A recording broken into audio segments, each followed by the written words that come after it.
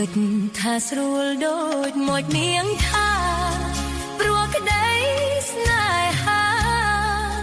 មិនដូចការដាំដើមឈើប្រល្អពេញដីហេតុអីមិនព្រមអើពើ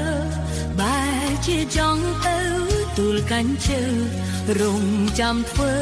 ប្រពន្ធចាំគេកុំចោលទូលភ្នំខ្ញុំសូមអង្វររូបនាងលិនល្អ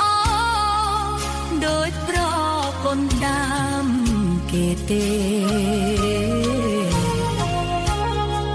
ប្តីខ្ញុំដេកអោប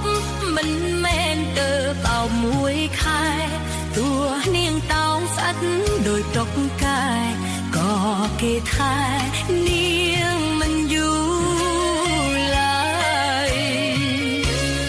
នាងរត់រកអ្នកខាត់លាក់អាបាអនសាគៀតចាស់បុរាណពោលថាឆ្នាំងណាប៉ះគ្រប់នឹងហើយ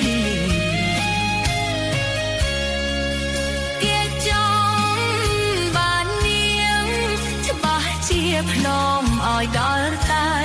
រហូតភ្លេចប្រពន្ធកូនហើយអោនាងអើយនឹងហើយរងខ្លាតំបើមិនឈឺនាងយកឈើចាក់បេះដូងគ្រោះថ្នាក់ប្រាក់ជួយមិនបានទេណា